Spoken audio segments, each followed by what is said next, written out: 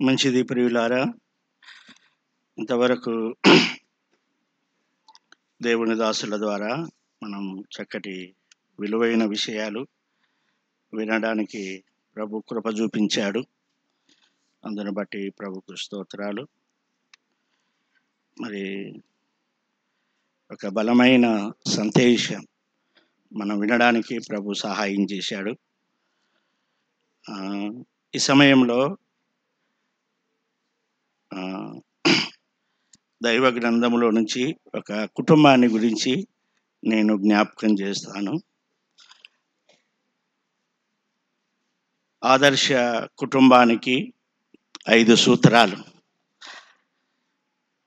Character study చేసుకున్నాము కదా, ఇప్పుడు ఫ్యామిలీ గురించి మన విషయాలు మాట్లాడుకున్నాం.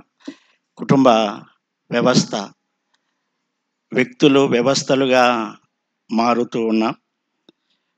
ఏకాంగులుగా ఉన్న మనం సంసారులమై కుటుంబాలు కలిగిన కుటుంబాలు బాగుంటే సంఘాలు కూడా బాగుంటాయి, సంఘాలు బాగుంటే సమాజం కూడా బాగుంటుంది. గనుక ఆదర్శ కుటుంబానికి ఒక 5 సూత్రాలు, చాలా సూత్రాలు మనకు దైవ గ్రంథంలో నుంచి కనబడతాయి.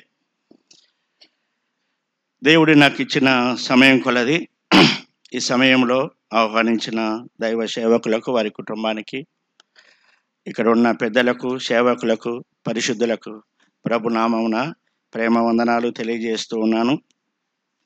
దైవ గ్రంథంలో మనకు కొంతమంది ఆదర్శ దంపతులుగా మనం పిలవటం చూడగలం. అందులో మనకు ఎవరు కనిపిస్తారు ఆదర్శ దంపతులుగా? అబ్రహాము, శారాలను మనం చూడగలం. అలాగే కొత్త నిబంధనలో కూడా ఎవరిని చూడగలం? జకరియా, ఎలిజబెత్లను చూడగలం. ఇంకా అకుల్లా, ప్రిస్కిలాలను మనం ఆదర్శ దంపతులుగా మనం కొందరిని మాత్రం మనకు వారు జీవితాలు మనకెంతో ఆదర్శంగా పరిశుద్ధాత్మ దేవుడు మన కొరకై వ్రాయించాడు. కొత్త నిబంధన గ్రంథంలో నుంచి అపోస్తుల కార్యముల గ్రంథం 18వ అధ్యాయం మొదటి నుంచి 4 వచనాలు ఒక సహోదరుడు చదివి సహకరించండి.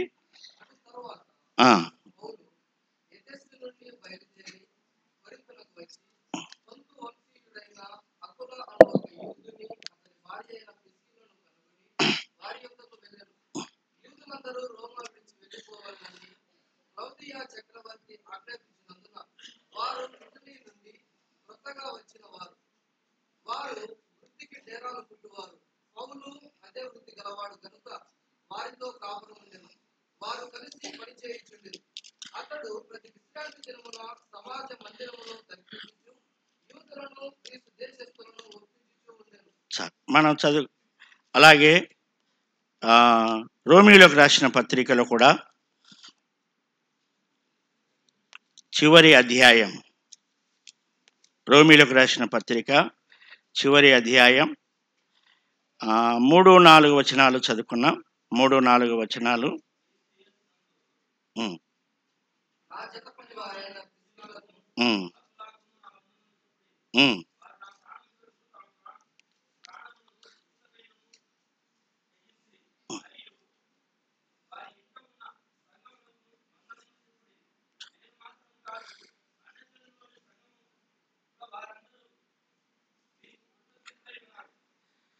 చాలు, చిన్న మాట ప్రార్థన చేసుకున్నాం. పరిశుద్ధుడా, ప్రేమ కలిగిన తండ్రి, నీకు స్తోత్రములు స్తోత్రములు. ఈ వార్షికోత్సవ సభలలో 2వ దినంలో మేము ప్రవేశించి దేవా, ఈ 2వ సెక్షన్లో 2వ వర్తమానం దేవా 3వ వర్తమానం ఇవ్వడానికి కృప చూపించావు. అందును బట్టి బలహీనుడైన నన్ను బలపరచుమని వేడుకొనుచున్నా. మీ దాసుల ద్వారా మీద అందించిన విలువైన మాటల కొరకై స్తోత్రాలు ప్రభువా. మరి ఆ మాటలు కూడా మా హృదయాల్లో భద్రం చేసుకొని నీ కొరకు మేము జీవించే కృపను దయచేయండి. నన్ను కూడా మరుగుపరిచి మిమ్మల్ని మీరు ప్రత్యక్షపరచుకొనండి. ప్రజలు మీ వారే, వాక్యము మీదే, కార్యం చేసే దేవుడవు నీవు. నీ ఆత్మ కార్యాన్ని జరిగించుమని వేడుకొనుచు ఈ సమయాన్ని మమ్మల్ని మేము మీ కరుణాగల హస్తాలకు అప్పచెప్పుకొనుచు ప్రభువును రక్షకుడైన యేసుక్రీస్తు వారి శ్రేష్టమైన నామమున స్తోత్రములు చెల్లించి ప్రార్థించి వేడుకొనుచున్నాం మా తండ్రి. ఆమేన్. మంచిది ప్రియులారా, మన అంశం పేరు ఆదర్శ కుటుంబానికి. మీకు అలా గుర్తుండాలని పెట్టాను.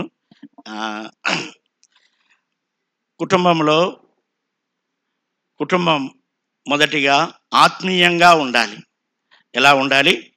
ఆత్మీయంగా ఉండాలి. రెండవది అందంగా ఉండాలి. మూడవది ఆనందంగా ఉండాలి.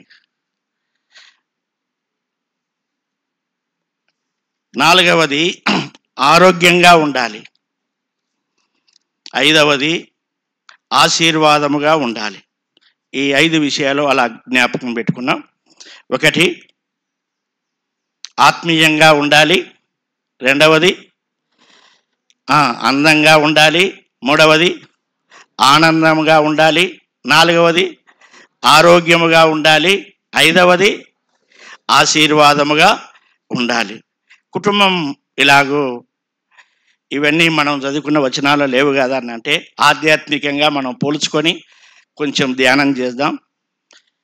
మొదటిగా మనం చదువుకున్నాం కదా, మొదటిగా ఒక కుటుంబం ఎలా ఉండాలి అని అంటే అకుల్లా ప్రిస్కిలాలో మనం చూసినప్పుడు వారు ఎంత ఆత్మీయులో ఈ వచన భాగాల్లో మనం చూడగలం.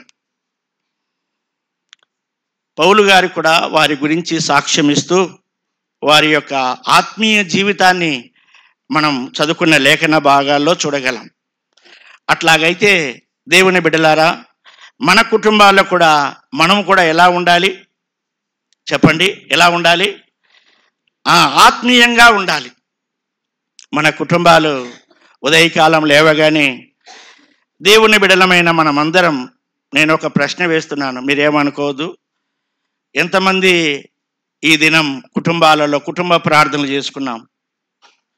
కుటుంబాలతో, వ్యక్తిగతంగా కాదు, కుటుంబాలతో కలిసి ఎంతమంది కుటుంబ ప్రార్థనలు చేసుకున్నాం? నా ప్రార్థన నాదే, నీ ప్రార్థన నీదే. భర్త లేయమంటే లేడు కదమ్మా. కొంతమంది కుటుంబాలలో నా కోసం కూడా నువ్వే ప్రార్థన చేయే అనేవాళ్ళు కూడా ఉన్నారు. నా అన్నం కూడా నువ్వే తినే అని చెప్పేవాళ్ళు లేరు. నా కోసం ప్రార్థన చేయే అంటాడు కానీ లేడు. మరి పిల్లలను కూడా మీరు లేపుకొని ప్రార్థన చేయగలిగాలంటే మీలో ఎంత ఆత్మీయత ఉంటేనే చేయగలరు, లేకపోతే చేయలేం ప్రియులారా. యోబు గారు తన 10 మంది పిల్లలకు ప్రతిదినం ఏం చేసేవాడు? ప్రార్థన చేసేవాడు. నేను సోదరీలు మంచి ప్రార్థనా పరులు, వారు మంచి ఆత్మీయులే, నేను కాదనను. పురుషులు ప్రాముఖ్యంగా ఏ కుటుంబంలో అయితే పురుషులు ఆత్మీయంగా ఉంటారో, మంచి ప్రార్థనా పరులుగా ఉంటారో, ఆ కుటుంబాలు కట్టబడే తీరే వేరే విధంగా ఉంటాయి. అర్థమవుతుంది కదా నేను చెప్పేది? సోదరీల కంటే సహోదరులు ఆధ్యాత్మిక జీవితంలో మంచి ఎదుగుదల వారిలో ఉంటే ఆ కుటుంబం కట్టే తీరే వేరే విధంగా ఉంటుంది. కనుక దేవుని బిడ్డలారా, కుటుంబ ప్రార్థన అనగానే చాలామంది, నాకు తెలిసిన ఒక బ్రదర్ ఉన్నాడు, కుటుంబ ప్రార్థనలో 3 పాటలు పాడతాడు. ఎన్ని పాటలు? 3 పాటలు పాడతాడు. అర్ధగంట సేపు వాక్యం చెప్తాడు, అర్ధగంట సేపు ప్రార్థన చేస్తాడు. ఎంతయ్యా మొత్తం? ఇప్పుడు మనకున్న పిల్లలు అంతసేపు వాళ్ళు కూర్చోలేరు. అర్థమైంది కదా? సోదరీలు కూడా, నేను ఒక ఇంటికి విజిటింగ్కి వెళితే ఆ ఇంట్లో పరిస్థితి కూడా అలాగే ఉంది. నేను విజిటింగ్కి వెళ్ళాను, ఆమె ఇంట్లో ప్రార్థన చేసుకుంటుంది, ఈయన పక్కన కూర్చొని ఉన్నాడు ఊరికే. నన్ను చూసి బయటికి వచ్చినాడు, అన్నా ఈమె చూడన్నా ఎంతసేపు అయిందో చూడన్నా, ప్రార్థన చేస్తుంది, ఇంకా వదిలిపెట్టకుండాదన్నా. రోజు ఇంతేనా అన్నా? రోజు ఇంతేనా అంటున్నాడు. మమ్మల్ని పట్టించుకోదు, పిల్లలను పట్టించుకోదు. ఇటోళ్ళు కూడా సోదరీలు ఉన్నారు. కుటుంబం ఆధ్యాత్మికంగా ఉండాలంటే కుటుంబంలో అమ్మ, భార్య పరిస్థితి, భర్త పరిస్థితి, పిల్లల పరిస్థితి చూసి ఏం చేయాలి? కుటుంబ ఆధ్యాత్మిక కూడికను జరుపుకోవాలి. నువ్వు ప్రార్థన మొదలు పెడితే ఒక పాట పాడడానికి ఎంత సమయం పడుతుంది? మహా అంటే 2 పాటలు, ఇంకంతకంటే ఎక్కువ వాడకండి. ఎందుకంటే ఈ పిల్లలు, ఈ అమ్మాయిలు ఎంతసేపు ఉన్న పబ్ గేమ్, ఆ గేమ్లు ఈ గేమ్లు ఆడతారు. వీళ్ళు క్రికెట్ ఎంతసేపు అయినా ఆడతారు. కానీ ఫ్యామిలీ ప్రేరణ లోపల వీళ్ళకు ముళ్ళు మీద కూర్చున్నట్టు ఉంటుంది. అవునా? పిల్లలు లేయిరా అంటే లేరు. నిజంగా వాళ్ళని లేపుకోవాలంటే కూడా చాలా కష్టమైంది. ఇంకా యవనస్తుల ఈ పరిస్థితి అయితే మరీ దారుణం. నాకు కూడా కుమారుడు ఉన్నాడు కాబట్టి నేను కూడా చెప్తున్నా. మా ఫ్యామిలీ ప్రేయర్లో నేను కూడా ప్రతిరోజు ఉదయకాలం లేస్తాం, 5 గంటలకు లేస్తాం. ఆమెనే శాపపడుస్తుంది, శుభ్రంగా కాలుమోహం గడుకొచ్చి కుటుంబ ప్రార్థన చేసుకుంటాం. కనుక చాలామంది కుటుంబాలలో కుటుంబ ప్రార్థనలు అన్నది చాలా అవసరం. ఆ కుటుంబం కట్టబడే తీరు చాలా గొప్పగా ఉంటుంది. దేవుని బిడ్డలారా, మీరేమో పాట పాడతారు, ఇంకా వాక్యం చదువుతారు, ఇంకా వందే భారత్ స్పీడ్ కన్నా ఎక్కువ ఉంటుంది. ఎవరిది? అమ్మగారిది. నువ్వు వందే భారత్ స్పీడ్ వెళితే వీళ్ళు ఉన్న భర్త పిల్లలు ఏం కావాలో చెప్పు. ఇంకా నీకు కామాలు పులు స్టాపులు ఏం పోతూనే ఉంటావు. కనుక అట్లా కాకుండా కుటుంబ ప్రార్థన ఇంత సమయం కేటాయించుకుంటే బాగుంటుంది. ఎందుకంటే పిల్లల సైకాలజీని బట్టి, వారి యొక్క మానసిక స్థితిని బట్టి, దేవుని బిడ్డలారా, కుటుంబ ప్రార్థన ఇంచుమించు 1 గంట సేపు పట్టుకున్నా ఏం కాదు. అంతకంటే ఎక్కువైతే నీ పిల్లోడు, నీ పిల్ల, నీ ఫ్యామిలీ పేరులో కూర్చోవడం కష్టం. కూర్చున్నా వాళ్ళకు అక్కడ స్థిరంగా ఉండలేరు. కనుక కుటుంబ ప్రార్థన అన్నది చాలా స్వీట్గా, షార్ప్గా చేయటం, అది ఆశీర్వాదకరము అనే సంగతి నేను జ్ఞాపకం చేస్తూ ఉన్నాను. కనుక ఈ దంపతులు కూడా ఎంత ఆధ్యాత్మిక జీవితంలో వీరు ఎంత చక్కగా ఉన్నారో మరి పౌలు గారే వారిని గురించి చెప్తున్నాడు. వారి కుటుంబ జీవితాన్ని గురించి పౌలు గారు కూడా వాళ్ళ ఇంట్లో ఉన్నాడు అంటే ఆ కుటుంబం ఎంత ఆధ్యాత్మిక కుటుంబం. పౌలు గారు సస్యమిడ ఎవరిని ఒప్పుకోడు కదా. కనుక ఆ కుటుంబంలో ఆయన కూడా ఉన్నట్టుగా మనం చూస్తూ ఉన్నాం, వారితో కలిసి ఉన్నట్టుగా మనం చూస్తూ ఉన్నాం. కనుక దేవుని బిడ్డలారా, ఈ విషయాన్ని మనం జ్ఞాపకం పెట్టుకొని కుటుంబంలో మీ కుటుంబ ప్రార్థనలు తప్పకుండా జరగాలి. ఉదయకాలం, సాయంకాలం మనకు కూడికి లేనప్పుడు కుటుంబంలో కుటుంబ ప్రార్థనలు తప్పకుండా మీరు ఏం చేయాలి? ఏర్పాటు చేసుకోవాలి. ఈ విషయాన్ని మీరు జ్ఞాపకం పెట్టుకోవాలని నేను మనవి చేస్తూ ఉన్నాను. ఆ విధంగా మన కుటుంబంగా పాటలు పాడుకోవటం, వాక్యం చదువుకోవటం, ప్రార్థన చేసుకోవటం, అలాగే మరి మీటింగ్స్ ఉన్నప్పుడల్లా మన సంఘంలో కార్యక్రమాలు జరుగుతున్నప్పుడు సంఘ కార్యక్రమాలు కూడా కుటుంబంగా రావటం, అది ఎంతో ఆశీర్వాదకరం అనే సంగతి నేను జ్ఞాపకం చేస్తూ ఉన్నాను. చాలాసార్లు కొంతమంది మనం ఆదివారం వస్తే మరలా ఆదివారం దాకా మన మందిరానికి రాలేకపోతున్నాం. చాలా విచారకరం.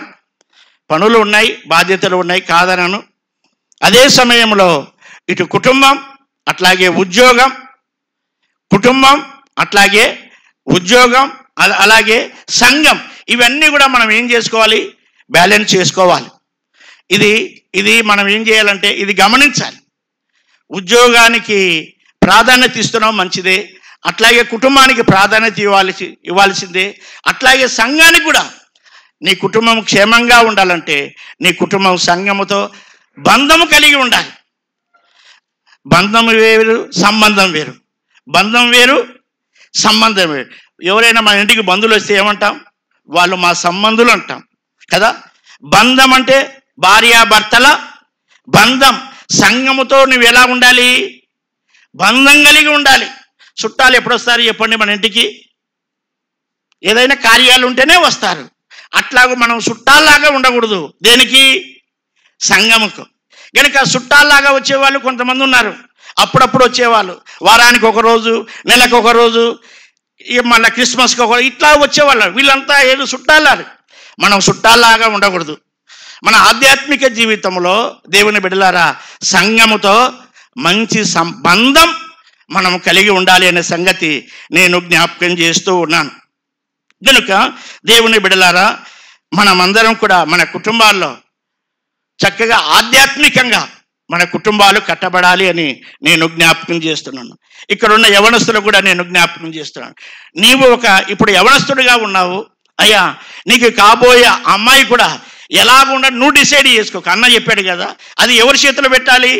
దేవుని చేతిలో పెట్టాలి, తర్వాత తల్లిదండ్రుల చేతిలో పెట్టాలి, మూడవదయ్యా సేవకుల చేతిలో, పెద్దల చేతిలో పెట్టండి. మీరు కట్టబడే విధానమే వేరే విధంగా ఉంటుంది.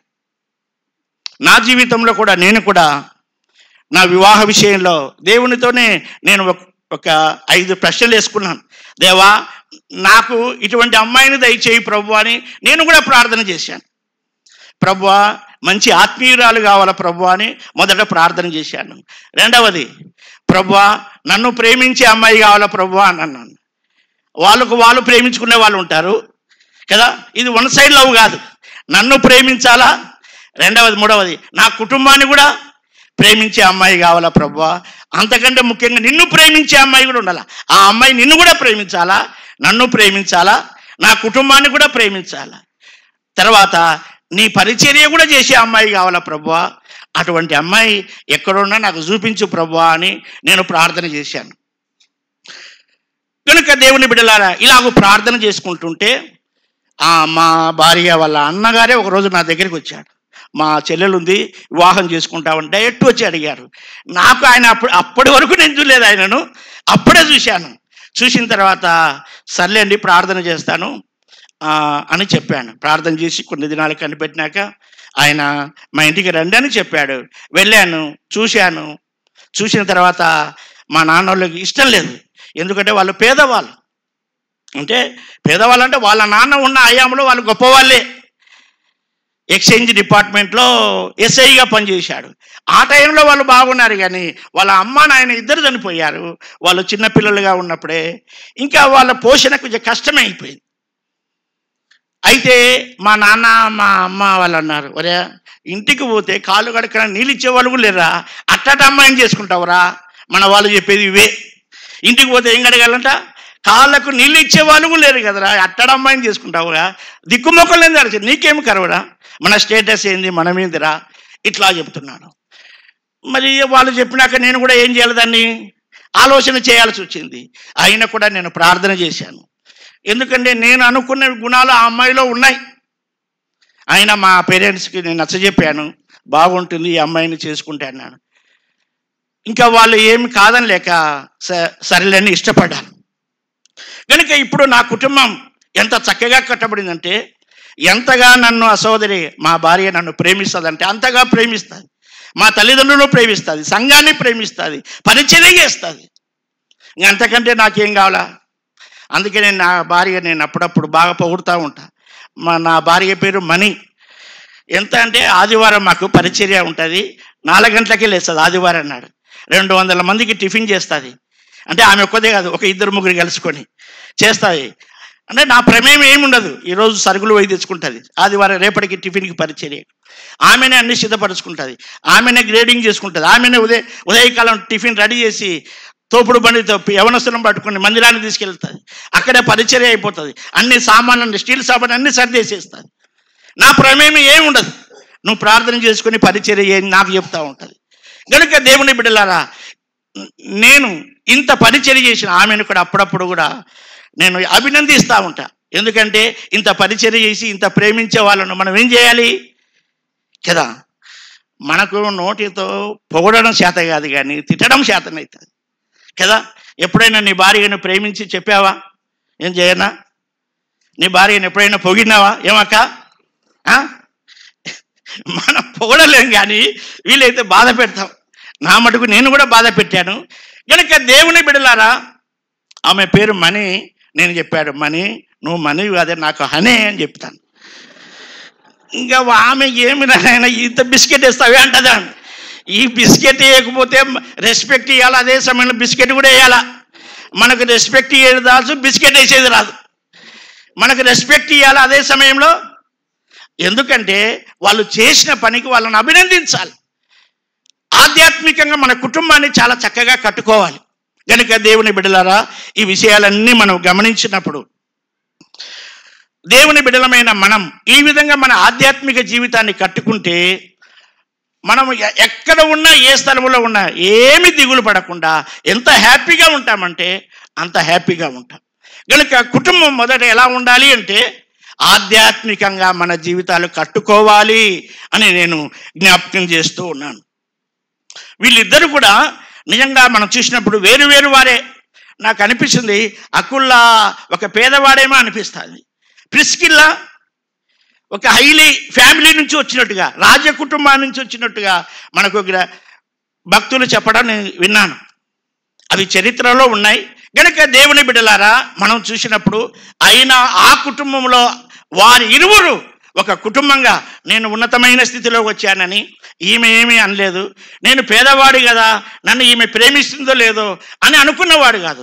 చాలా చక్కగా వారి కుటుంబం, వాళ్ళ పేర్లు కూడా చూస్తే చూడండి, అకుల్లా ప్రిస్కిల్లా, ప్రిస్కిల్లా అకుల్లా, ఇట్లాగే ఉంటాయి. మీరు చదివిన రెండు చోట్ల కూడా అకుల్లా ప్రిస్కిల్లా, ప్రిస్కిల్లా అకుల్లా. మనకు అపోస్తల కార్యముల గ్రంథంలో కానీ మార్కు రాసిన సువార్తలో కానీ మనం చూస్తే రెండు పక్కనే ఉంటాయి. ఎంత ఆత్మీయులో మనకు ఇలాగో అర్థమైంది. ఆమె తగ్గేది కదా ఆత్మీయ స్థితి, ఆయన కూడా తగ్గకుండా ఆమెకు దీటుగా.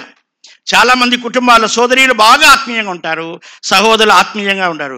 కొన్ని కుటుంబాల్లో సహోదరులు ఆత్మీయంగా ఉంటారు, సహోదరులు బలహీనంగా ఉంటారు. అయితే ఈ కుటుంబంలో చాలా మంచి ఆత్మీయులుగా దైవ గ్రంథంలో నుంచి మనం జ్ఞాపకం చేసుకుంటున్నాం. రెండవదిగా నేను జ్ఞాపకం చేస్తాను ప్రియులారా, రెండవది ఏమిటి అంటే రెండవది ఆనందంగా ఉండాలి. మనం ఎలా ఉండాలి? కుటుంబ వ్యవస్థలో ఎలా ఉండాలి అంటే ఆనందంగా ఉండాలి.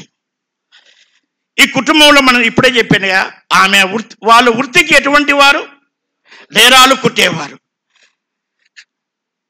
అపోస్తల కార్యముల గ్రంథం 18వ అధ్యాయం 3వ వచనంలో వృత్తికి వారు డేరాలు కుట్టువారు. నిజంగా డేరాలు కుట్టి వాళ్ళు జీవనం చేసేవారు, డేరాలు కుట్టేవారు. నిజంగా డేరాలు ఇప్పుడు కుట్టాలంటే ముందు ఈమెకి ఏం రావాలా? ప్రిస్కిల్లకు అకుల్లకు డేరాలు కుట్టదు వస్తుంది అనుకున్నాం. ప్రిస్కిల్లా ఇప్పుడు ఏం నేర్చుకోవాలా అంటే ఏ ఊరికి వస్తే ఆ పనులు మనం ఏం చేయాలా?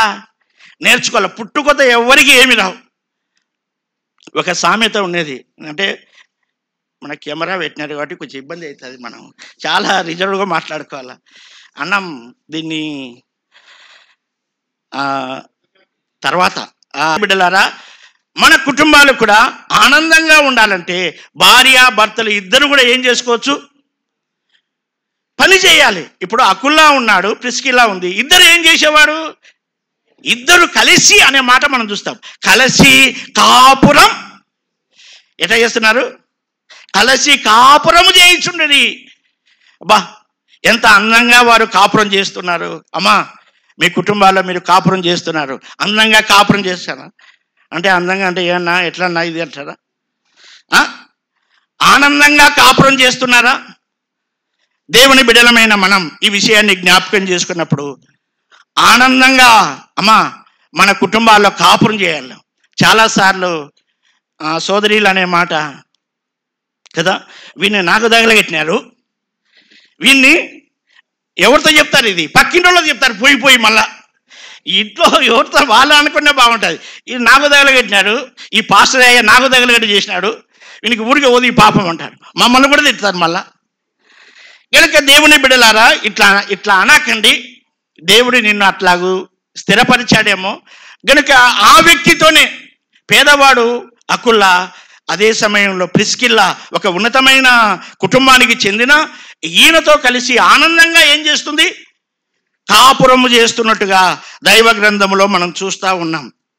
కనుక దేవుని బిడ్డలారా, మనము కూడా దేవుని బిడ్డలమైన మనం దేవుని బట్టి దేవుని బట్టి ఆనందంగా మీరు కాపురం చేయండి. అదే పౌలు గారు ఆ మాట చెప్పాడు కదా ఫిలిప్పీ 4:4లో, ఎల్లప్పుడూ కష్టం వచ్చినా నష్టం వచ్చినా వ్యాధులు వచ్చినా బాధలు వచ్చినా ఎల్లప్పుడూ అప్పుడప్పుడా కదా ఎల్లప్పుడూ ప్రభువునందు ఆనందించుడి. ఆనందంగా ఉండాలి. చాలాసార్లు అబ్బాయి వాళ్ళ పుట్టింటి అబ్బాయి వాళ్ళ తల్లిదండ్రులు అమ్మాయి మన ఇంటికి వచ్చారనుకుంటే మా ఇల్లే అనుకున్నాం. ఇప్పుడు మా వాళ్ళు వచ్చే ఒకటి ఉంటుంది, మీ వాళ్ళు వచ్చే ఉంటుందే చెప్పండి. ఒకరోజు ఒక పిల్లవాడు వాళ్ళ నాన్న ఇంటికి రాకముందే దూరంగా అక్కడ ఎక్కడో కిరాణా షాప్ ఉన్నాడు, వాళ్ళ నాన్న వస్తే ముందు డాడీ డాడీ అన్నాడంట. ఏం రా అన్నాడంట. ఏమి ఇక్కడ ఉన్నట్టే కిరాణా షాప్కి వచ్చాను డాడీ అన్నాడంట. డాడీ మన ఇంటికి బంధువులు వచ్చిన డాడీ అన్నాడంట పిల్లోడు.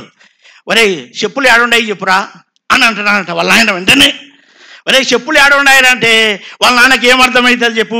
ఈ పిల్లోడికి అర్థం కాకపోవచ్చు కానీ వాళ్ళ నాన్నకు అర్థమైంది. ఒరే మన ఇంటికి బంధువులు వచ్చారంటాడు కదా, చెప్పులు ఏడుండాయిరా అని అంటున్నాడు వాళ్ళ ఆయన. వెంటనే అంటే బయట ఉన్నాయి డాడీ అంటే వాళ్ళు మా ఊళ్ళు లేరా అనుకున్నాడు ఈయన. అంటే మా ఊళ్ళు అయితే ఎక్కడుంటారు? అన్ని బయటనే. మీ ఊళ్ళు అయితే ఎట్టుంటారమ్మా? అన్ని లోపలికి రండి రండి రండి రండి.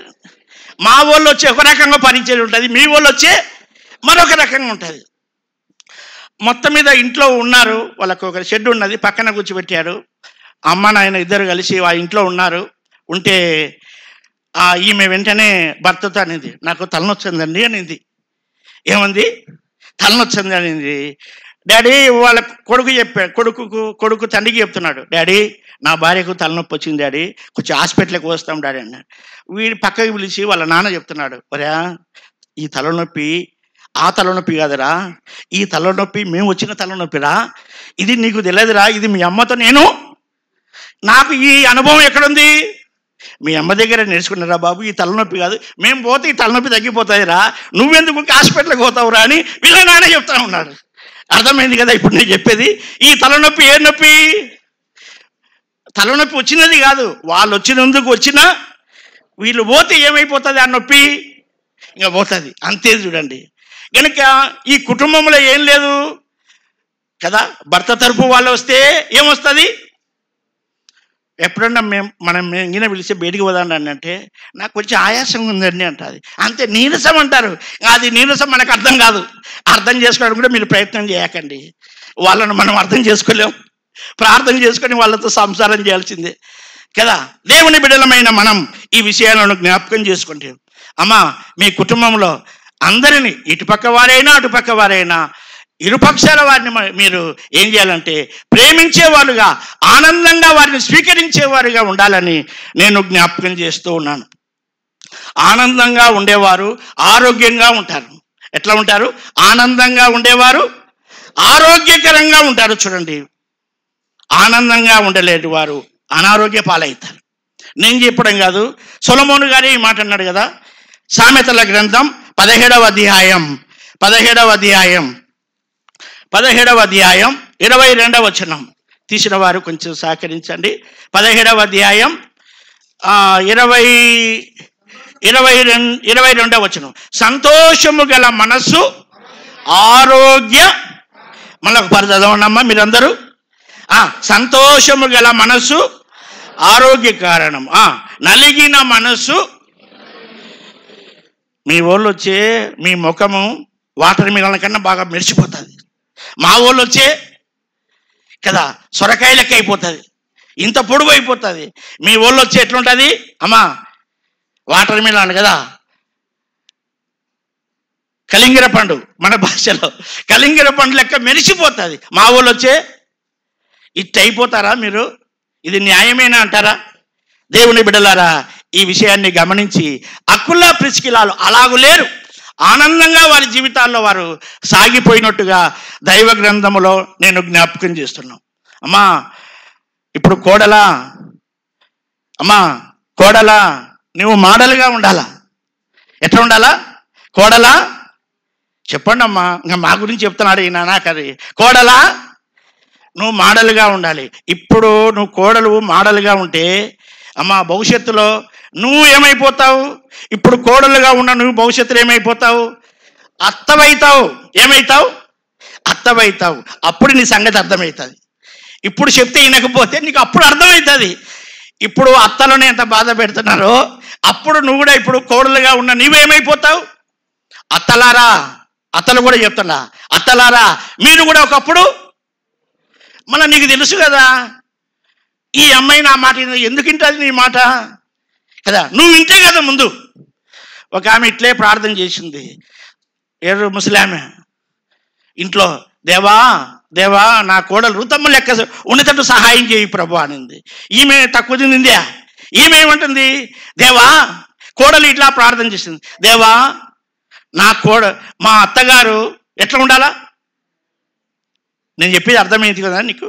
అత్తగారు ఏం ప్రార్థన చేస్తే నా కోడలు రూతమ్మ లెక్క ఉండటం సహాయం చేయి. అర్థమైంది? అంటే రూతమ్మ లెక్క ఉంటే నాకు ఏ ఇబ్బంది. ఇప్పుడు కోడలు ఏమనాలా చెప్పండి, మీరే ఇంకా ఫిల్అప్ చేయాలా? కోడలు ఏమనాలా? నయోమి లెక్క ఉండేటట్టు సహాయం చేయి ప్రభు అనాలా. ఇంకా సరిపోలేటేనే ఒకటే కాదు. కనుక దేవుని బిడ్డలారా, అమ్మ కోడళ్ళు మీరు అత్తరవుతారు, అత్తగారు మీరు కూడా ఏమయ్యారు? ఇంత ముందుకు కోడలు అయ్యారు. కాబట్టి కాపురం చేయకపోతే ఎట్లా? ఇంత వయసు వచ్చిన నీ కోడలతో నీ కాపురం రాలేదంటే ఎవరిలో లోపం? నీలోనే లోపం. కనుక దేవుని బిడలమైన మనం ఈ విషయాన్ని గమనించాలని నేను జ్ఞాపకం చేస్తూ ఉన్నాను. దాటి వెళదాం ప్రియులారా. మూడవది అందంగా ఉండాలి. భార్య భర్తలైన వారు ఎలా ఉండాలి? అందంగా అంటే శారీరకంగా అందం కాదు, ఆధ్యాత్మిక అందం. వీళ్ళు అందంగా ఉన్నారు, యాడుందన్న ఫోటో చూపించాను మళ్ళీ నన్ను అడగాకరి. ఆ కుల్లా పిసుకలు అందంగా ఉన్నారు, యాడు నాకు చూపించండి, నేను వాళ్ళ ఆధ్యాత్మిక స్థితి చెప్తున్నాను. వాళ్ళు ఎలా ఉన్నారు? అందంగా ఉన్నారు. ఒకరంటే ఒకరికి మంచి అభిప్రాయం. అందులో పౌలు గారు ఉన్నారు కదా, పౌలు గారు ఉన్నారు. వారి ఇంట్లో నిజంగా ఎంతమందిని చేర్చుకునే వాళ్ళంటే పౌలు గారే కాదు, ఇంకా చాలామందిని కూడా ఆ ఇంట్లో వాళ్ళు చేర్చుకునేవారుగా మనం చూడగలం. అపోస్తుల కార్యముల గ్రంథంలో దేవుని బిడ్డలారా మనం చూసినప్పుడు అక్కడ ఇంకా వారు చేర్చుకున్న వారిని మనం చూసినప్పుడు 26వ వచనం, ప్రిస్కిల్లా అకులాలు విని అతనిని చేర్చుకొని, ఎవరు ఈయన? అపోల్లో 24వ వచనంలో అపోల్లోను ఏం చేసుకున్నారు? చేర్చుకొని ఏం చేశారు? వీళ్ళకి తెలిసిన విషయాలన్నీ కూడా చూడండి, వీళ్ళ ఆధ్యాత్మిక స్థితి, వీళ్ళ జీవితం ఎలా ఉందో మనం చూడగలం. మాత్రమే కాకుండా ఇక్కడ చూసినప్పుడు వాళ్ళు ఇతరులను కూడా చేర్చుకునే విషయంలో కూడా చేర్చుకోవడం, ఇలాగూ వారి కుటుంబంలో ఎంత మరి ఆనందంగా ఉన్నారు. అందంగా అంటే ఆధ్యాత్మిక అందం మనకు చూడగలం. ఆధ్యాత్మిక అందం వీళ్ళు చూడగలం. అమ్మా అన్నగారు కూడా మా సంఘానికి వచ్చినప్పుడు ఈ మాట చెప్పినప్పుడు నాకు కొంచెం నిజంగా ఆలోచింపజేసింది. కీర్తనల గ్రంథంలో నేను శారీరకంగా కొంచెం ఈ విషయాన్ని చెప్తాను. కీర్తనల గ్రంథం 45వ కీర్తన 11వ వచనం. 45వ కీర్తన 11వ వచనంలో ఈ రాజు నీ ప్రభువు, ఇతడు నీ సౌందర్యాన్ని, ఇట్లా అనుకున్నాం. భారతదేశంలో ఎక్కువగా స్త్రీలు ధరించే వస్త్రాలు ఏమిటి? ఒకటి చీరెల, రెండవది డ్రెస్సుల, మూడవది నైటీలా. ఎంత బాగా చెప్తున్నారు చూడండి, ఎంత ఎక్స్పీరియన్స్ ఉంది మీకు. ఎన్ని చీరలన్నా ఉన్ని కట్టుకునేది ఏంటి? ఎప్పుడు 24 గంటలు దేంతో ఉంటారు? అన్న మా దగ్గరికి వచ్చినప్పుడు చెప్పినాడు, వీళ్ళు ఎప్పుడు సంచి బట్టలు వేసుకొని ఉంటారన్న అంటున్నాడు. ఎప్పుడు ఏం వేసుకుంటారంట? నాకు అనిపించింది, ఎప్పుడు సంచి బట్టలు వేసుకొని ఉంటారు. మీ సంచి బట్టలు వేసుకుంటే ఎవడు మిమ్మల్ని చూడాలో చెప్పు? అర్థమైంది కదా? సంచి బట్టలు వేసుకుంటే మిమ్మల్ని ఎవరు చూస్తారు చెప్పు? బయటికి పోయేటప్పుడు చూడాలా మీ సంగతి. అంటే ఈ రాజు, మా చదువు, ఈ రాజు నీ ప్రభువు, ఇతడు ఏం కోరుతా ఉన్నాడు అంటే నీ సౌందర్యం ఎవరు చూడాలో చెప్పు? నేను ఇట్లా అంటాను, మీరేమనుకో, అర్థం కావడానికి చెప్తాను. ఈ రాజు నీ ప్రభువు, ఇతడు నీ సౌందర్యాన్ని, అంటే మన సౌందర్యం ఎవరు చూపించాలా? బయటోళ్ళకా? పెళ్ళికారనా? ఎవరు చూడాలా? ఇక్కడ మనం చూస్తున్నాం, దేవుడు అదే సమయంలో నీ భర్త, నీ సౌందర్యాన్ని కోరేది ఎవరు? నీ భర్త. మన భర్త సౌందర్యాన్ని భర్తకు చూపించకుండా ఎవరికెవరికో చూపిస్తే ఎలాగ ఉంటుంది చెప్పు? అర్థమైందిగా? మళ్ళీ నా భర్త నన్ను ప్రేమించాలి అంటే ఎట్లా ప్రేమిస్తాడు? నువ్వు సంచి పడేసుకుంటే, నువ్వు సంచి పడేసుకుని ఎప్పుడు ఇదే ఇట్లా దుడుచుకుంటావు, అట్లే దుడుచావు, అట్లే వంట చేస్తావు, అట్లే వనుకుంటావు. అబ్బా చెప్పనీకు ఉండదు. మళ్ళీ సెల్ఫ్లలో సీరియల్ చూస్తావా? మొత్తం సెల్ఫ్ అట్లా ఓపెన్ చేసి అయిపోయా, కింద పడతాయి. ఒక సాఫ్ట్వేర్ ఇంటికి పోతే ఆయన చెప్తున్నాడు నాకు, అన్న నా సెల్ఫులు చూడు, నా భార్య సెల్ఫులు చూడు అంటున్నాడు ఏకంగా. నేను అడుగుతలేను బాబు అనుకొని, చూడన్నా నావి ఎంత సర్దుకున్నాను నీట్గా, ఆమె సెల్ఫ్ చూడని ఎట్టుందో అని ఓపెన్ చేసి కింద పడుతున్నాయి. ఎన్ని కింద పడితే చీరలు ఉన్నా కట్టేదేంటి? ఏం కడతావు? ఇంకా మళ్ళీ నైటే కడితే ఇంక ఎవడు చూడాలి? అది దాని పేరేం పేరు? అంటే ఎప్పుడు వేసుకోవాలా? మళ్ళీ మీరు ఎప్పుడు వేసుకుంటున్నారు? మా ఇంట్లో కూడా ఉంది ఈ రోగం. నేనే మళ్ళీ దాచిపెట్టుకోకూడదు. ఏ ఇంట్లో అయినా ఎక్కువ ఉండేది ఏ రోగం? దాని పేరు ఏం పేరు చెప్పు? నైటీ. మనం ఎప్పుడు వేసుకుంటున్నాం? డేటీ. దాని డేటా నైటా? అంటే డే టైం వేసుకుంటే డేటీ అనాలా? నైటా? కనుక నైట్ టైం వేసుకునేది అది నైటీ. ఇంత సంపాదించి పెడుతున్నా, నీకు ఇస్తున్నా, నీవు మాత్రం నీ భర్తకు నీ సౌందర్యాన్ని చూపించలేక, నువ్వు అందంగా కనిపించకుండా బాధ పెట్టాకండి. నీ భర్త ఎంతో సంపాదించి కుటుంబం కోసం ప్రయాసపడుతూ ఉన్నాడు. ఒక ఆయన ఇలా అన్నాడు, సాయిబు సంపాదన భూమ్మ బురకకు సరిపోయిందంట. ఎవరైనా ఉంటే ఏం బాధపడదు ముస్లింలు, లేదా అర్థం కావడం చెప్తారా? సాయిబు సంపాదన ఈ బురకలకే సరిపోతుంది. నైటీలు కొనిందే. కనుక దేవుని బిడ్డలారా, ఈ విషయాన్ని మనం జ్ఞాపకం చేసుకున్నాం. మళ్ళీ క్రిస్మస్ వస్తుంది, ఇంకా ఎంత హంగామా ఉంటుందో. నేను ఉన్న దాంట్లో నీట్గా ఉండండి. ఖరీదు ఎంత అని కాదు, మనము వేసుకోవలసిన వస్త్రాలు విశ్వాసులకు వేసుకునవలసిన వస్త్రాలేనా? అమ్మా, నువ్వు కట్టుకున్న చీర ఒక విశ్వాసికి తగినట్టుగా ఉందా? అయ్యా, నువ్వు కట్టుకున్న డ్రెస్ వేసుకున్నావు కదా, ఒక విశ్వాసంగా మనం వేసుకునే డ్రెస్సులేనా ఇవి? యవనస్తులైన వారు ప్రాముఖ్యంగా గమనించండి. కనుక సేవకులు కూడా, నేను ఒక బ్రదర్ని అడిగాను, ఆ బ్రదర్ డ్రెస్సు స్టేజ్ మీద నిలబడాలి కదా, వాక్యం చెప్పాలి కదా, 10 మంది నిన్ను చూస్తారు కదా. ఈ జోబులనే చెల్లు పెట్టుకుంటాడు, ఈ జోబులను ఏం పెట్టుకుంటాడు, మళ్ళీ ప్యాకెట్ కూడా దీంట్లోనే పెట్టుకుంటాడు, చిల్లపైన చెల్లు దీంట్లో పెట్టుకుంటాడు, ఇంకా వీళ్ళది ఖర్చు కూడా దీంట్లోనే పెడతాడు. ఇది ఎంతలా ఉంటుంది? ఇంతలా అయిపోతుంది. నువ్వు స్టేజ్ మీద నిన్ను ప్రతి వాళ్ళు గమనిస్తాడు. సాగర్ జోబులో చిల్లర ఉంది, ఎంత? 2 రూపాయలా? 5 రూపాయలు ఉంటుందా? అంటే ఇప్పుడు ఇక్కడ ఎవరున్నారు? సైంటిస్టులు ఉన్నారు. ఇక్కడ ఎక్కువ పరిశోధన చేసేవాళ్ళు, లోపల ఎంత ఉందో సుమారు ఉన్నట్టుంది తూకం. ఇట్లాంటి ఆలోచనలు వస్తాయి. కాబట్టి ఇక్కడ ఉన్న సేవకులు కూడా మీరేమనుకోదు, స్టేజ్ మీద నిలబడేటప్పుడు వీలైతే ఒక పెన్ను పెట్టుకో, లేదైతే అది కూడా తీసి పడే. జోబి కదా ఎట్లా ఉండాలా? నీట్గా ఉండాలా. ఎట్లా ఉండాలా? నీట్గా. అంటే వేరే ఏం పెట్టాకండి, వీలైతే ఒక పెన్ను పెట్టుకోండి, అది కూడా లేదనుకో పక్కన పడేయండి. 2 రూపాయల పెన్ను పెట్టుకాకండి, మరి ఇది చీప్ అయిపోతుంది. అవాయి చెప్పులు వేసుకోకండి, ఇది చీప్ అవుతుంది. చీప్గా ఉండకూడదు, మళ్ళీ హైగా ఉండకూడదు. ఈ విశ్వాసులకు తగినట్టుగా ఉండాలి. కటింగ్ కూడా పెంచుకోకండి ఎక్కువ. వాళ్ళు ఏమో కటింగ్లు కట్ చేసుకుంటున్నారు, మనమేమో పెంచుకుంటున్నాం. అంతా రివర్స్ అయిపోతూ ఉంది. కనుక సేవకులైన వారు కూడా ఏ వెంట పెట్టుకొని, చాలామందికి సేవకులు కూడా స్టేజ్ మీద ఎట్లా నిలబడాలని కూడా అర్థం కావడం లేదు. మళ్ళీ వాక్యం చెప్తానంటారు. ఏం వాక్యం చెప్తావు? నువ్వు స్టేజ్ మీద ఎలా నిలబడాలో నీకు అర్థం కాకపోతే. నేను ఇలా చెప్తున్నాను, మీరేం బాధపడద్దు. నిలబడవలసిన తీరు నిలబడాల. ఆ విధంగా సిద్ధపడి రండి. శారీరకంగా, ఆధ్యాత్మికంగా, మానసికంగా సరైన సిద్ధపాటు ఉంటేనే స్టేజ్ మీదకి రండి. లేకపోతే ప్రార్థన చేయండి, అంతేగాని ఏదో వచ్చింది కదా, ఒక ఆయన ఈ బటన్ ఇప్పి ఇట్లా పైకి లాగే, నా ముందని పెద్ద ఆయన, వయసులో పెద్ద, ఇట్లా లాగే పైకి లాగా, తస్మా జాగ్రత్త, తీతి ఎవడనుకుంటున్నావు అని వాళ్ళ గట్టి చెప్తాడు. ఎవడనుకుంటే ఏమో, ముందు నీ స్టేజే బాగలేదు. ఆరాధనలో పాత్ర ఇట్లా రొట్టె ఇట్లా అంటాడు. అంటే ఎట్లా ఉండాలో కూడా సేవకులకు వయసు పెరిగింది, కానీ వయసుతో పాటు అనుభవం లేకుండా ఉంది. కనుక దేవుని బిడ్డలారా, ఇది సేవకులైనా, యవనస్తులైనా, సోదరీలైనా, సహోదరులైనా, అమ్మా అందంగా ఉండాలి, ఆడంబరంగా ఉండకండి. ఆభరణాలతో కాదు, కానీ అందంగా ఉండాలి. ఉన్న దాంట్లోనే మనం ఎలా ఉండాలి? ఉన్న దాంట్లోనే కదా మనం దేవుని బిడ్డలమైన మనం చాలా చక్కగా ఉండాలి. నేను వేసుకున్న డ్రెస్ కూడా ఏవి ఖరీదైనవి, చాలా తక్కువ ఖరీదు. నేను వేసుకున్న ఏ డ్రెస్ అయినా చాలా తక్కువే. కనుక చాలా తక్కువ, కానీ నీట్గా ఉండాలనేది నా ఆశ కూడా. అంటే ఉన్న దాంట్లో ఎలా ఉండాలి? ఎవరైనా అడిగితే ఇది బ్రాండెడ్ అంటే, మా అమ్మాయి, నేను ఎప్పుడు బ్రాండెడ్ వేసుకోను. ఎవరైనా ఇచ్చినే తీసుకుంటా, కానీ నాకంటూ నేనంటూ ఎప్పుడు బ్రాండెడ్ వేసుకోలేదు. ఎందుకంటే ఆడంబరంగా కనపలాని, ఇది పలాని షాప్లో పలాని ట్రిల్లా ఎన్నెన్నో ఉన్నాయి కదా మనకు, ఇట్లాగే వేసుకోవాలని లేదు. ఉన్న దాంట్లో నీట్గా ఉండటం.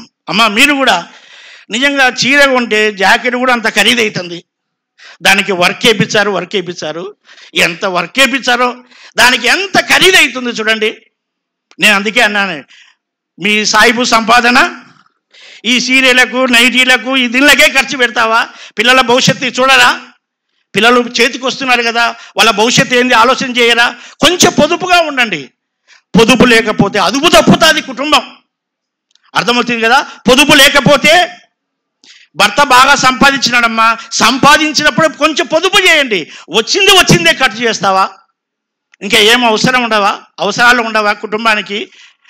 ఒక్క నెల జీతం రాకపోతే అల్లాడిపోతారు. ఒక్క నెల జీతం రాకపోతే అల్లాడిపోయే వాళ్ళు ఉన్నారు. ఒక్క నెల జీతానికి అల్లాడిపోతే ఎట్లా?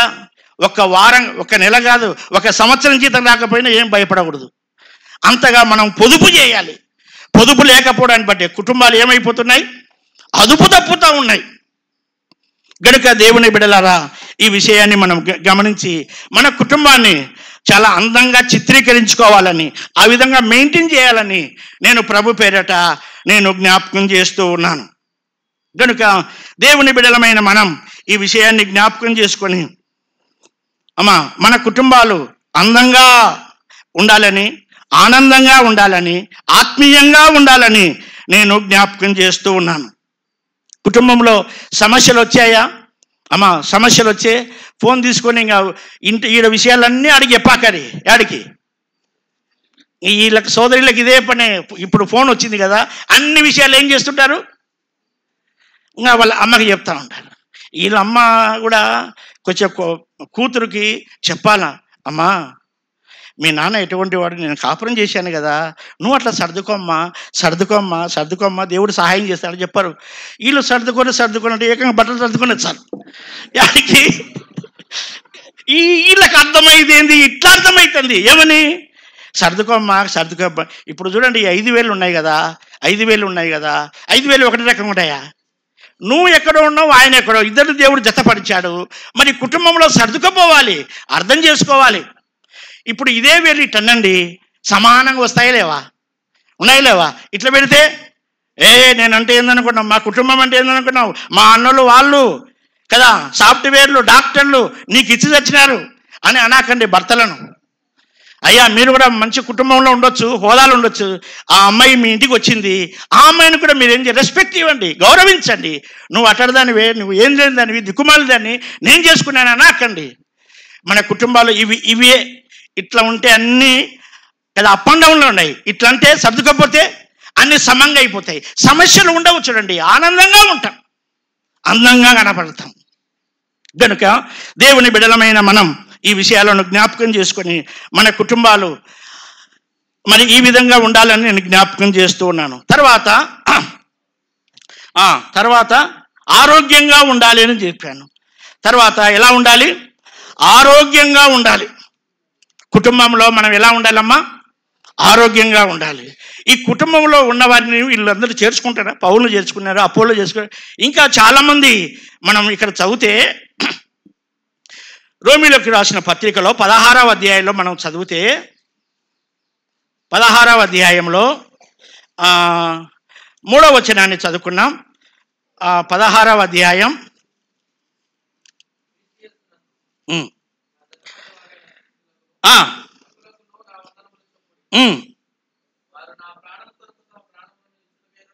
తెగించిరి వారి ఇంట ఉన్న సంఘము.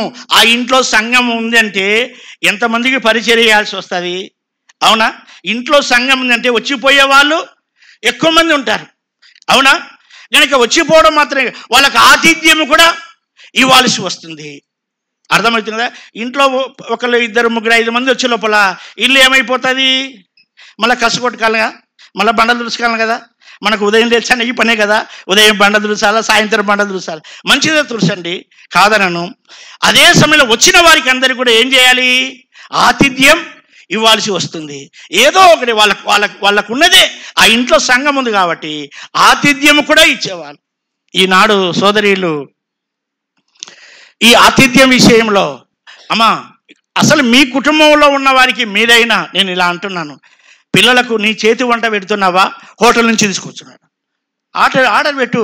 ఏం జయనా ఆర్డర్ పెట్టు, వస్తుంది, ఇంటికాడికి వస్తుంది, నువ్వేంది నన్ను ఉండమంటావు అని అంటారా? ఏమ్మా అట్లా అంటారా? ఆర్డర్ పెట్టు. ఎక్కడ ఆర్డర్ పెట్టాలా? దేనికి ఆర్డర్ పెట్టాలా? జొమాటోకి ఆర్డర్ పెట్టు, వస్తుంది. ఏంది నన్ను చేయమంటావు? నాకు వంట రూమ్ అంటానే అలర్జీ అని ఒక డాక్టర్ నాతో అంటుంటే విన్నాను. వంట రూమ్ అంటానే నాకు అలర్జీ అనింది. అబ్బా, అంటే ఇంక వాడి బ్రతుకు బస్ స్టాండే. ఎందుకు? వాడు ఎప్పుడు జీవితాంతం ఏం కూడు తినాలా?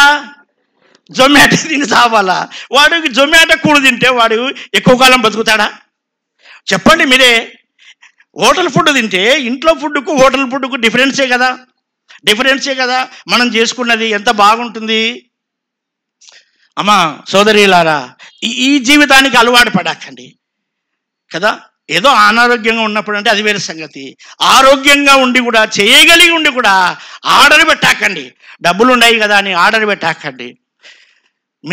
మీ బిడ్డలకు మీ చేతి వంట పెట్టండి. నీ భర్తకు నీ చేతి వంట తీపియండి. ఎంత ఆరోగ్యకంగా పెరుగుతారు.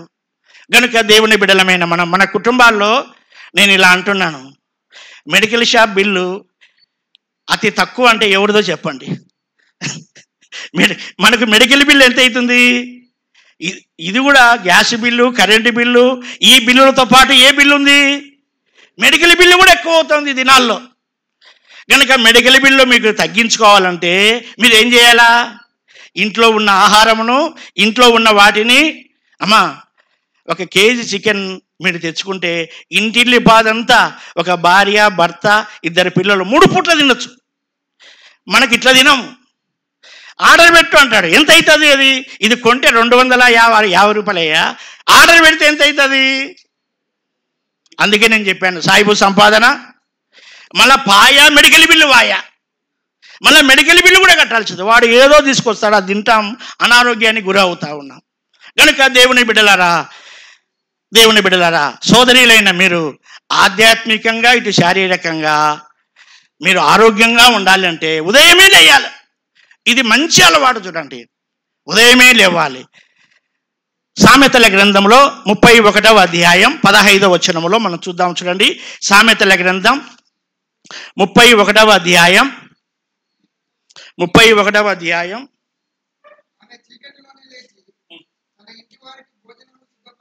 ఎప్పుడమ్మా? ఎప్పుడు? మనం ఎప్పుడు లేస్తున్నాం చెప్పండి? ఎప్పుడు లేస్తున్నాం చెప్పండి? చీకటిలో లేచి చదవన్నా. వీళ్ళు ఉరువు చదువుకున్నారు సోదరీలు, ఇంకా మాకే కదా చెప్తున్నది అనేది. చీకటిలో లేచి తన ఇంటి వారికి 5 గంటలకే లేచి పప్పు వాసన పుట్టాలి. చూడండి, కుక్కర్లో నుంచి వాసన ఘమాలింపు రావాలా. మనం చీకట్లో లేయం. ఒక ఆమె వచ్చి ఇట్లా అంటుంది, అన్న, పెద్ద ఆమె వృద్ధురాలు అంటుంది, అన్న నా అల్లుని కోసం ప్రార్థన చేయండి అంటుంది. ఎందుకమ్మా అన్న? వాళ్ళు కొత్తగా వివాహం చేసుకున్నాడు. ఏందన్నా మా అల్లుడు ఇట్లా, నేను మంచి ఆత్మీయుడు అనుకున్నాను, ఈయన చూసే ఉదయాన్నే లేయమంటాడు, లేచి చక్కగా రెడీ కామంటాడు, ఆ నైటీ తీసేసి స్నానం చేసి కదా చీర కట్టుకోమంటాడు. ఇది మా ఇంట్లో మేము నేర్పియలేదన్నా. ఇప్పుడు అల్లుడు ఏమంటున్నాడు? ఏం చెప్తున్నాడు? ఎన్ని గంటలకు లేయమంటున్నాడు? చీకట్లో లేయమంటున్నాడు.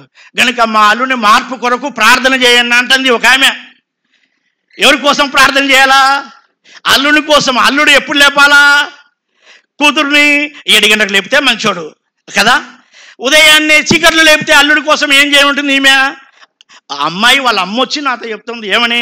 మా అల్లుని కోసము ప్రార్థన చేయండి అన్నా అంటుంది. అసలు అల్లుని కోసం కాదు ప్రార్థన చేయాల్సింది, ముందు నీ కోసమే ప్రార్థన చేయాలా. ఎందుకంటే నీ ఆలోచన విధానం ఏం లేదు, సరిగా లేదు. కనుక దేవుని బిడ్డలారా, మనం ఈ విషయాన్ని జ్ఞాపకం చేసుకున్నప్పుడు, వంటగది అంటే అలర్జీ అనుకోకండి. అలర్జీ అనొద్దండి, ఆ మాట సరికాదు. అమ్మా ఇట్లాగే మాట్లాడకండి.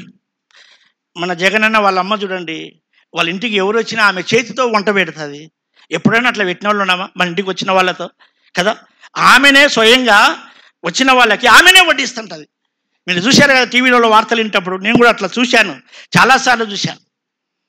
కనుక దేవుని బిడ్డలమైన మనము మన ఇంట్లో వచ్చిన వారికి కనుక వారికి మన చేతులారా వంట చేసి పెడితే ఎంత సంతోషంగా ఉంటుందో చూడండి. అట్లా కాకుండా ఈ జంక్ ఫుడ్కు అలవాటు పడి కదా, ఈ జంక్ ఫుడ్కు అలవాటు పడితే అనారోగ్య పాలవుతామనే సంగతి నేను జ్ఞాపకం చేస్తున్నాను. నిజంగా రిబకమ్మ ఇసాకుకు మంచి భోజనం పెట్టింటే ఏశావుకి చెప్పేవాడా? ఏశావుకి ఏం చెప్పాడు అంటే ఈమె వండకనే ఎవరికి చెప్పినాడమ్మా? ఇసాకు వృద్ధాప్యంలో ఎవరికి వంట చేయమని చెప్తున్నాడు అంటే ఈమె బిజీ షెడ్యూల్ అయినట్టుంది. ఎవరు? అమ్మగారు చాలా బిజీ షెడ్యూల్ అయింది. ఇప్పుడు కొడుకు చెప్తున్నాడు, అరే మీ అమ్మ ఎట్లా విన్నదేమోరా పోయి. వివాహ విషయంలో అయితే వీళ్ళు మంచి ఆదర్శంగా ఉన్నారు, కానీ కుటుంబ వ్యవస్థ విషయంలో వీరు ఫెయిల్యూర్ అయినారని మనం చెప్పుకోవాలి. ఎవరు? ఇస్సాకు రిబకాలు. కుటుంబ విషయాల్లో వీళ్ళు ఫెయిల్ అయిపోయారు. కనుక దేవుని బిడ్డలారా, ఇప్పుడు కుమారుని చెప్తున్నారు, వేరే కుమారుడా నువ్వు వేటాడి మాంసం వండుకొని తీసుకురా, నిన్ను ఆశీర్వదిస్తా అంటున్నాడు. కనుక దేవుని బిడ్డలారా, కుటుంబాల్లో భర్తలు వండుతున్నారా, భార్యలు వండుతున్నారా? కొన్ని కుటుంబాల్లో ఇట్లాగే పురుషులే ఉండే వాళ్ళు ఉన్నారు. కొంతమంది మహానుభావులు ఏం చేస్తావు, ఎవరు చెప్పుకోలేక వండుకొని కట్టుకొని వెళ్ళిపోయే వాళ్ళు కూడా ఉన్నారు. కనుక దేవుని బిడ్డలమైన మనం, అమ్మా నేను చెప్తున్నా మీకు, మీ పిల్లలకు వంటలు నేర్పించండి. చదువులతో పాటు ఏం నేర్పియాలా? వంటలు కూడా నేర్పించండి. హైదరాబాద్ నుంచి ఒక అమ్మాయి ఫోన్ చేసింది. వాళ్ళ అమ్మ నా పక్కనే ఉంది. అమ్మా ఇవి 2 బ్యాళ్ళు పక్కన ఉన్నాయి, ఏవే నాకు అర్థం కాదు. కంది బ్యాళ్ళకు శనగ బ్యాళ్ళకు కూడా వ్యత్యాసం తెలియ. అర్థమైంది కదా? కంది బ్యాళ్ళు శనగ బ్యాళ్ళు 2 బ్యాళ్ళే కదా. ఇవి బ్యాళ్ళు అంటే లావుగా ఉండేవి, శనగ బ్యాళ్ళే సన్నగా ఉండేవి. అంటే డాక్టర్ కోర్స్ చదివింది, కానీ శనగ బ్యాళ్ళకు కంది బ్యాళ్ళకు కూడా వ్యత్యాసం తెలియకుండా ఉంది. అంటే ఎంతగా పెంచారో చూడండి పిల్లలని. పెంచే విషయం అంతగా అట్లా పెంచితే ఎట్లా చెప్పండి? కనుక దేవుని బిడ్డలారా, చాలామంది ఇంట్లోకి వచ్చినా కూడా ఆతిథ్యం చేయాలని, పరిచర్య చేయాలని ఆలోచన ఉంటుంది. ఒకనొక దినమందు ఒక సువార్తకి వెళ్ళినట్టు ఒక ఆమె 20 మంది ఆ ఇంటికి వెళ్ళాం, సువార్త చేసి ఆ ఇంటికి వెళ్ళాం. ఆ ఇంట్లో ఉన్న ఆ సహోదరి హడావిడిగా ఆమె కాఫీ, మేము పోతే ఆమె ఎంత పరిచర్య చేస్తుందో అనుకుంటున్నాం. టీ చేయనికి అర్ధగంట సేపు పట్టింది. ఏం చేయనికి? ఆ టీ కూడా చేసుకొచ్చింది. కాఫీ పొడి, కారం పొడి 2 పక్కనే ఉన్నాయి. ఇది పోయి అది వేసింది. అట్లా వేసే వాళ్ళు కూడా ఉంటారు. ఇంకొక అమ్మాయి కూడా బూస్ట్ డబ్బా ఉంది కదా, మసాలా డబ్బా ఉంది. 2 పెద్దగా కనపడవు, బూస్ట్ డబ్బాకు మసాలా. ఈ మసాలా వేయకు బిర్యానీలో బూస్ట్ పోసేసింది. ఆ బూస్ట్ వేసి మళ్ళీ భర్తతో ఉంటుంది, వాళ్ళ ఇంట్లోతో ఉంటుంది, నేను బాగుంది వంట అంటుంది. చాలా బాగుంటుందిలే, బాగుంది కదా అంటే సచ్చినట్టు ఏం చేస్తాడు, బాగుందిలే అని అన్నాడు ఆయన కూడా. ఎంత చూడండి ఎట్లా ఉందో చూడండి. అంటే పొరపాటుని ఏం చేస్తున్నారు, 1 పోయి 1 ఏడా. ఇంకా కొంతమంది యూట్యూబ్ చూసి వంట వాళ్ళు కూడా నేర్చుకునే వాళ్ళు కూడా ఉన్నారా లేదా? ఉన్నారు. కనుక దేవుని బిడ్డలారా, అమ్మా మీ పిల్లలకు నేర్పించండి. ఇప్పుడు నేను ఇట్లా అంటాను ఏమనుకోదు. 20 ఏళ్ళు, 22 ఏళ్ళు, 25 ఏళ్ళు కనీ పెంచి పెద్దవాళ్ళు చేస్తున్నారు. ఇంకా మీ తర్వాత ఎవడు భరాయించాలా? మీ పిల్లను ఎంతకాలం భరాయించాలా? వాడు నీకే బరువు అయ్యి ఎవరు తలిగించున్నావు కదా, వేరే ఇంటికి పంపిస్తున్నావు. వాళ్ళు ఎంతకాలం ఏగాల నీ పిల్లతో ఎంతకాలం కష్టపడాలో చెప్పండి. మీరు నేర్పించకపోతే ఎంత అవస్థపడాలా? చాలాసార్లు మాకు ఇట్లా అంటుంటారు పెళ్లి సంబంధాలకు వచ్చేటప్పుడు, మా బరువు దించుకోవాలన్నా అంటారు. పిల్లలు బరువా కదా? నీ బిడ్డను నువ్వు మోయలేకపోతే ఎవడికో మోస్తా గుదికట్ట పెడతావా? వాడు జీవితకాలం ఏం చేయాలా? 50 ఏళ్ళు మోయాలా కదా? 50 ఏళ్ళు ఏం చేయాలా? నీ బిడ్డ బరువు మోయాలనా? నీకే బరువు అయితే ఎట్లా? బరువు అని కాకండి, భాగ్యం అనుకోండి. ఏదో ఎవరు దొరికితే వాళ్ళకి ఇవ్వకండి. కుటుంబంలో చాలా చక్కగా సంబంధాలకు ప్రార్థనాపూర్వకంగా ప్రయత్నం చేయాలని ప్రభు పేరట నేను మనవి చేస్తూ ఉన్నాను. కనుక దేవుని బిడ్డలమైన మనం ఈ విషయాలను జ్ఞాపకం చేసుకున్నాం. తర్వాత చివరిదిగా నేను చెప్పి ముగిస్తాను. చివరిది ఆశీర్వాదకరంగా ఉండాలి. ఈ కుటుంబంలో ఉన్నవారు రోమీయులకు రాసిన పత్రిక 16వ అధ్యాయం 4వ వచనాన్ని చదువుకున్నాం. 16వ అధ్యాయం 4వ వచనం.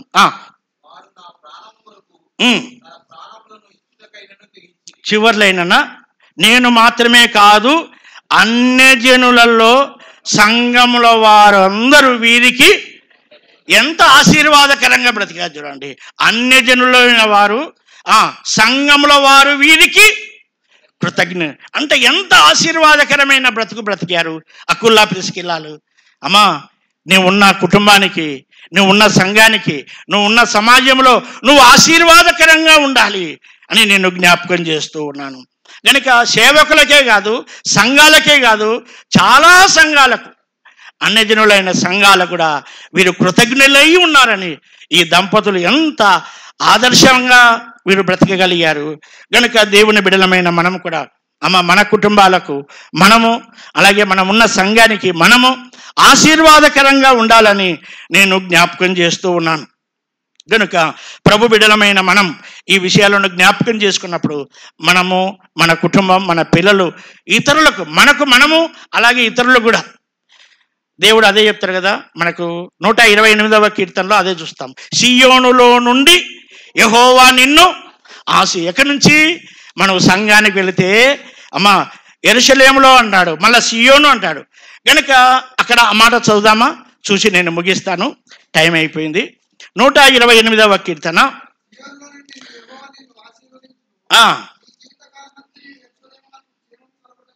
ఇక్కడ సియోనులో నుండి మనం సంఘానికి రావడం ద్వారా కదా, మనము సంఘానికి రావడం ద్వారా ఆశీర్వాదకరంగా ఉండాలి. సంఘము ద్వారా కూడా మనం ఏం కావాలి? ఆశీర్వదింపబడాలి.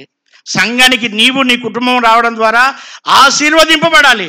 చాలామంది సేవకులు చెప్తారు, వీళ్ళు మందిరానికి రాకుంటే బాగుంటుందన్న, ఈ కుటుంబం రాకుంటే బాగుంటుందన్న, వీళ్ళు మాకు చాలా కష్టపెడుతున్నారా అనే చాలామంది గురించి సాక్ష్యం మనం వింటున్నాం. సియోనుకు రావడం ద్వారా, సంఘానికి రావడం ద్వారా నువ్వు ఆశీర్వాదకరంగా ఉండాలి. అదే సమయంలో నువ్వు సంఘానికి వస్తే సంఘము ద్వారా కూడా నువ్వేం కావాలి? ఆశీర్వాదింపబడాలి అనే సంగతి నేను జ్ఞాపకం చేస్తూ ఉన్నాను.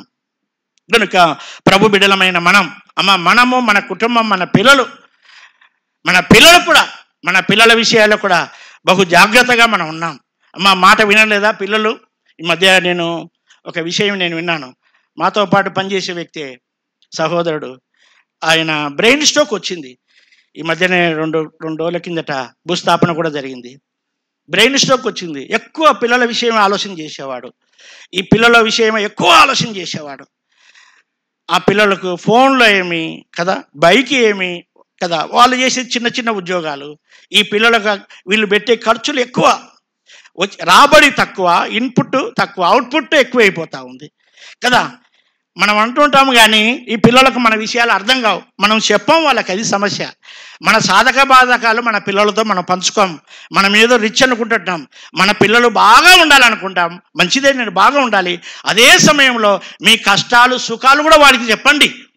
అప్పుడు వాళ్ళకి అర్థమవుతుంది నువ్వు పడే బాధ నీలోనే పడతావు. నీ భార్యకు కూడా చెప్పవు. చాలామంది సహోదరులు ఈ భార్యకు కూడా కదా, సాటి అయిన సహంగా వాళ్ళకు కూడా చెప్పరు, వాళ్ళే భరిస్తూ ఉంటారు.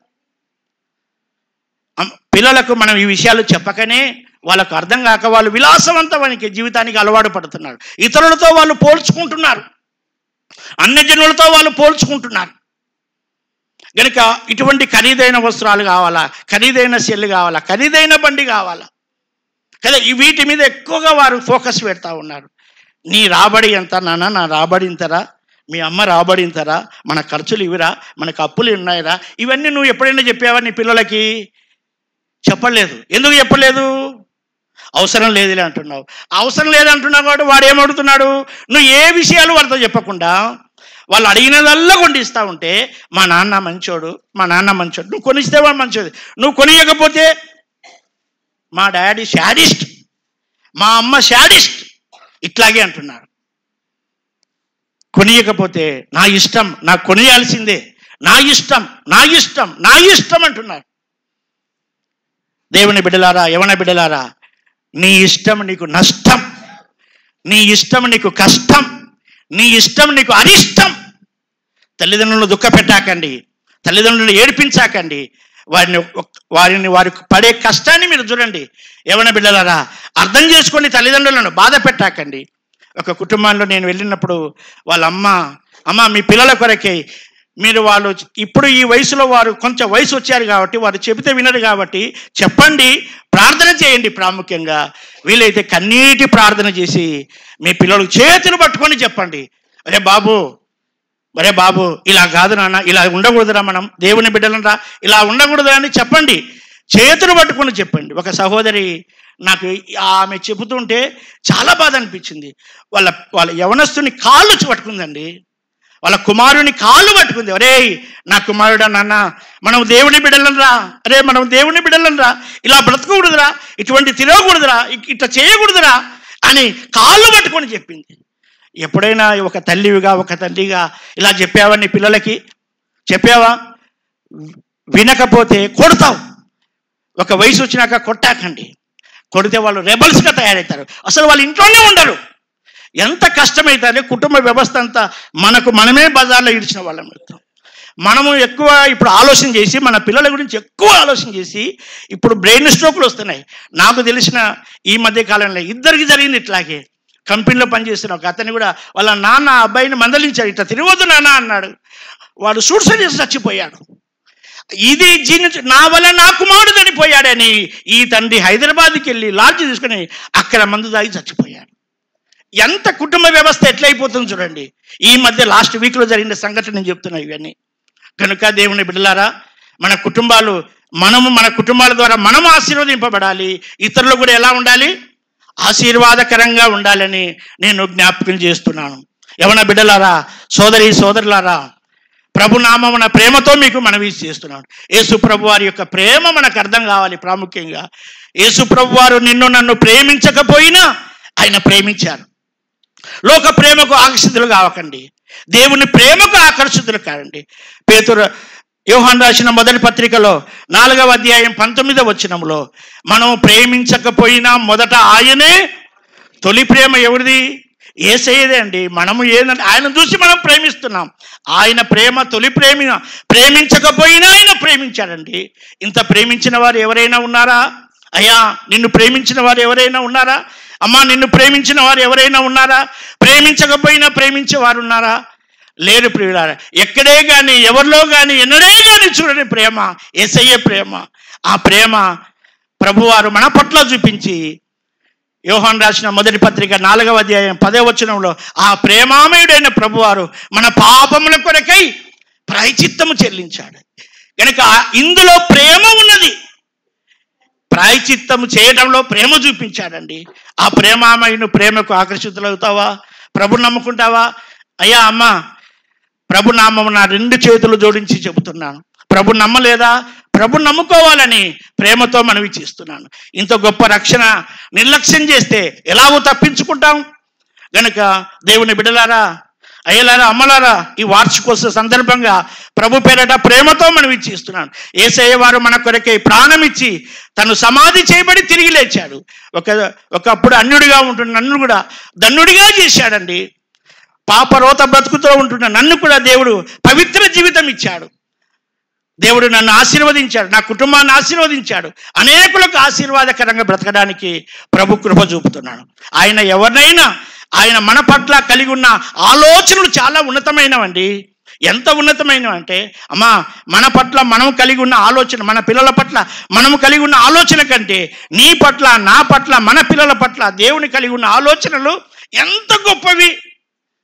నిజంగా యెషయా గ్రంథంలో మనం 55వ అధ్యాయం 9వ వచనం చూసినప్పుడు భూమికి ఆకాశము అంత ఉన్నతమైన ఆలోచనలు మన పట్ల కలిగి ఉన్నాడు. కనుక అయ్యా మీ జీవితానికి ప్రభుకు అప్పగిస్తే ప్రభు నీ జీవితాన్ని మారుస్తాడు. నీకు ఆత్మరక్షణ ఇస్తాడు, ఆనందం ఇస్తాడు.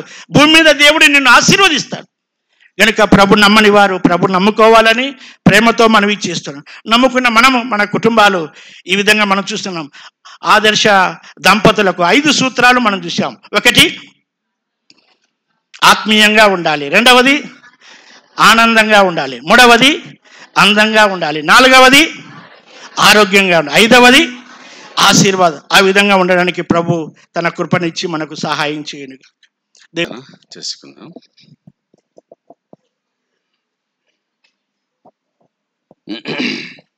చదువంచండి.